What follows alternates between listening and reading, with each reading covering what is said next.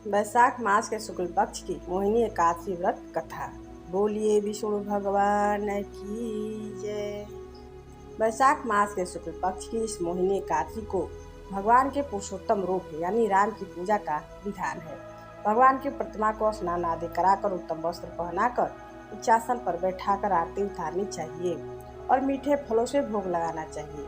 तत्पश्चात प्रसाद वितरित कर ब्राह्मणों को भोजन तथा दान दक्षिणा देनी चाहिए। रात्रि में भगवान का कीर्तन करते हुए मूर्ति के समीप ही पृथ्वी पर शयन करना चाहिए। इस व्रत के करने से निंदित कर्मों के पाप से छुटकारा मिल जाता है। बड़े मनोयोग पूर्वक सुन रहे थे युधिष्ठिर ये कथाएं। अब उन्होंने विनीत भाव से कहा, हे नटवर नागर, वैशाख मास के शुक्ल पक्ष की एकादशी के बारे में भी कथा सहित सब बातें मुझे उसी प्रकार बतलाइए जैसे आपने अब तक की बतलाई है।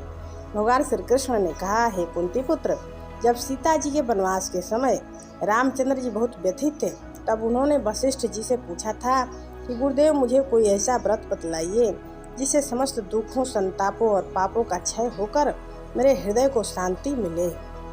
उस समय वशिष्ठ जी ने जो उत्तर दिया वह मैं तुम्हें बताता हूँ। महर्षि वशिष्ठ जी ने कहा, हे राम, आपने कोई पाप नहीं किया। आपका तो नाम लेने से ही मनुष्य के सभी रोग शोक मिट जाते हैं। यह प्रश्न आपने लोक हित की भावना से किया है, अतः मैं आपको बतलाता हूँ कि मानसिक शांति की प्राप्ति और संताप तथा पाप मिटाने का अमोघ अस्त्र है मोहिनी एकादशी का व्रत। वैशाख मास के शुक्ल पक्ष की एकादशी को मोहिनी एकादशी कहा ही जाता है। इसीलिए इसका व्रत करने से मनुष्य के पाप तथा दुख दूर होकर वह मोह जाल से मुक्त हो जाता है। अतएव दुखी मनुष्यों को यह व्रत अवश्य ही करना चाहिए। मैं इसकी कथा कहता हूँ, आप ध्यान पूर्वक सुनिए। सरस्वती नदी के किनारे बसी सुंदर और संपन्न नगरी भद्रावती में धुतिमान नाम का चंद्रवंशी राजा राज्य करता था। इसी नगर में धन धान्य से परिपूर्ण धनपाल नामक एक वैश्य भी रहता था। वह वैश्य अत्यंत धर्मात्मा एवं विष्णु भक्त था। उसने नगर में अनेकों भोजनालय, प्याऊ, कुएं, तालाब एवं धर्मशाला आदि बनवाए।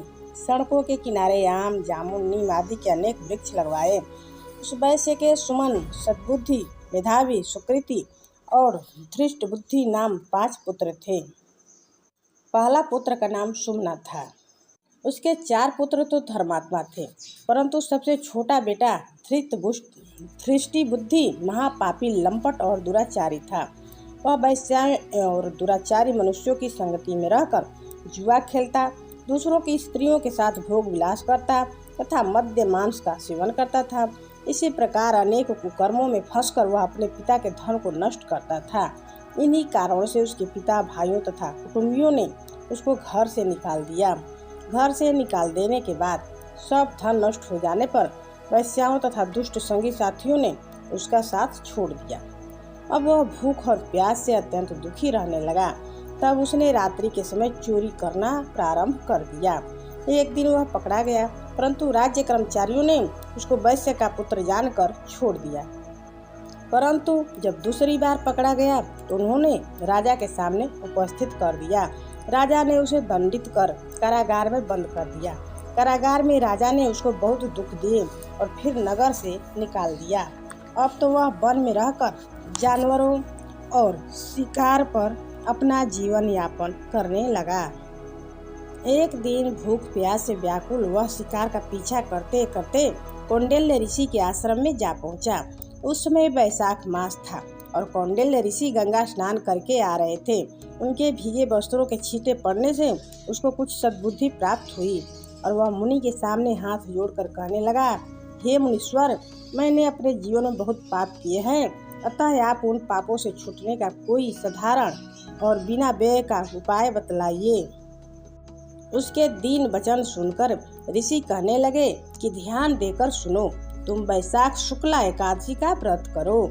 इस एकादशी का मोहिनी एकादशी नाम है और इसे तुम्हारे सब पाप नष्ट हो जाएंगे।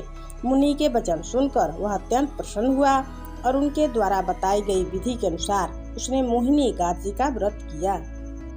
हे राम, इस व्रत के प्रभाव से उसके सब पाप नष्ट हो गए और अंत में वह गरुड़ पर चढ़कर विष्णु लोक गया।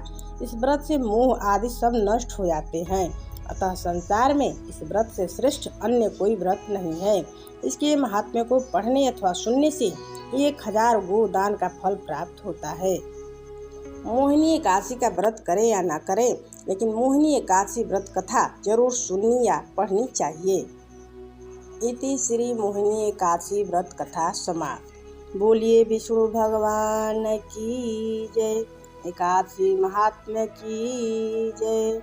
आज के लिए बस इतना ही। अगले वीडियो में फिर कोई नई जानकारी के साथ उपस्थित होंगे। तब तक के लिए जय श्री राम।